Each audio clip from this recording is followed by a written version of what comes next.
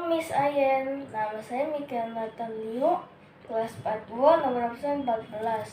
Hari ini saya mau menceritakan fabel yang berjudul Singa dan Tikus. Silakan menyaksikan. Di suatu hutan yang luas, ada berbagai macam hewan, termasuk si raja hutan, si singa. Pada suatu ketika, si singa yang selesai memakan mangsanya dengan lahap tertidur di bawah pohon yang besar.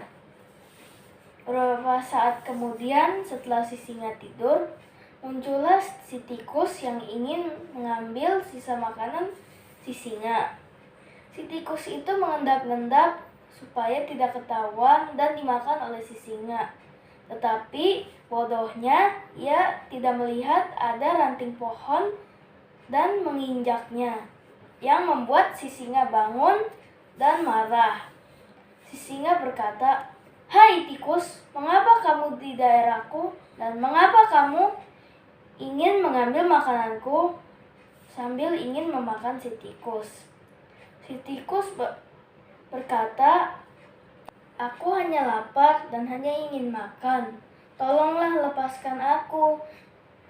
Jika kamu makan, percuma saja. Aku tidak ada dagingnya dan tidak ada gizinya untukmu. Kumohon lepaskan aku."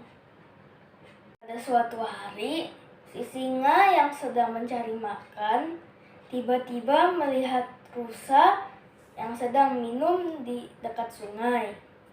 Nah, karena rusa itu tidak sadar atas kehadiran si singa ingin langsung menangkap si rusa untuk menjadi makanannya pada hari itu. Tiba-tiba, ketika ia ingin menangkap si rusa, ia terkena perangkap dari pemburu yang membuat ia tidak bisa bergerak dan menangkap si rusa. Si rusa yang tahu, ia pun langsung kabur. Si singa langsung mengaung-ngaung keras dan meminta tolong kepada seluruh hutan untuk menolongnya. Tetapi tidak ada satupun hewan yang mau menolongnya, kecuali si tikus. Si tikus yang sedang makan mendengar suara singa, ia langsung bergegas untuk mencari sumber suara si singa berada dan menolongnya. Setelah si tikus sampai di tempat si tikus terkejut karena melihat si singa tak berdaya karena perangkap pemburu. Si tikus langsung mencari ide untuk melepaskan si singa. Sedangkan si singa tidak percaya bahwa tikus bisa menyelamatkan si singa.